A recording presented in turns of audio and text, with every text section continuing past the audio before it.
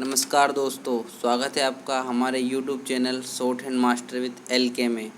पेश है आज आपके सामने एक और नई डिक्टेशन ओपी शुक्ला से, जिसकी गति रहेगी 80 शब्द प्रति minute. Dictation number 56, page number 67। Dictation शुरू होगी 3 सेकंड बाद। स्टार्ट। सभापति महोदय, मैं इस सदन में एक महत्वपूर्ण विषय पर चर्चा करना चाहता हूँ। मेरे सभी माननीय सदस्य इस बात से अच्छी प्रकार परिचित है कि आज देश की सामान्य दशा ठीक नहीं है। देश में बेकारी दिन प्रतिदिन बढ़ती जा रही है और उसको रोकने के लिए सरकार की ओर से कोई ठोस कदम अभी तक नहीं उठाया गया है। वैसे भी सरकार के सामने इस अवसर पर कई समस्याएं हैं, जिस कारण वह बेकारी को दूर करने के कार्यक्रम पर कोई ध्यान नहीं दे पा रही है। यदि यह भयंकर समस्या की ओर सरकार ने यथासमय ध्यान नहीं दिया और बेरोजगारी को दूर करने के लिए कोई निश्चित कार्यक्रम नहीं बनाया, तो देश का बेरोजगार वर्ग क्रांति के रास्ते पर बढ़ सकता है। यदि वास्तव में इस देश में इस प्रकार से बेरोजगारी के विरुद्ध क्रांति हुई, तो सरकार को बहुत बड़ी कठिनाइयों का सामना करना पड़ सकता है। अतः मेरा सुझाव है कि सरकार को जल्दी से जल्दी इस समस्या की ओर ध्यान देना चाहिए।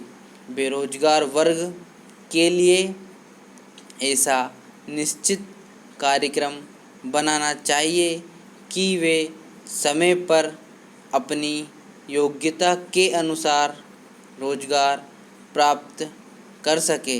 यदि सरकारी सेवाओं में सभी शिक्षित बेरोजगारों को स्थान नहीं भी मिल पाता है, तो उनके लिए कुटीर एवं लघु उद्योग स्थापित करके काम के अवसर बनाए जाने चाहिए। यही नहीं, शिक्षा प्रणाली में भी उचित परिवर्तन करने की आवश्यकता है। भारत जैसे देश में ऐसी शिक्षा दी जानी चाहिए ताकि युवा वर्ग कुटीर उद्योगों तथा लघु उद्योगों में रुचि ले सके और तकनीकी काम में भाग लेकर बेरोजगारी को दूर करने के साथ साथ देश को संपन्न बनाने में भी अपना योगदान दे सके।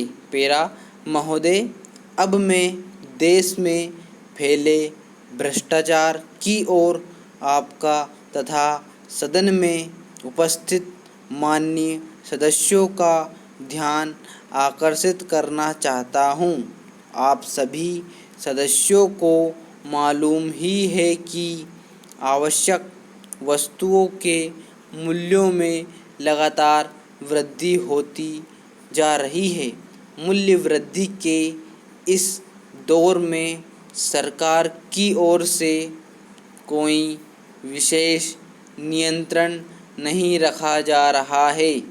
परिणाम स्वरूप देश की जो आम जनता है, उसे बड़ी परेशानी का सामना करना पड़ रहा है।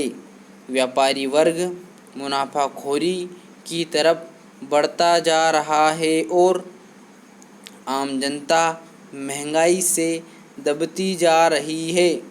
यही नहीं, लोगों के पास आवश्यक वस्तुओं को खरीदने के लिए भी पैसा नहीं है। गरीब लोग अनाज के अभाव में भूखे मर रहे हैं। स्टॉप।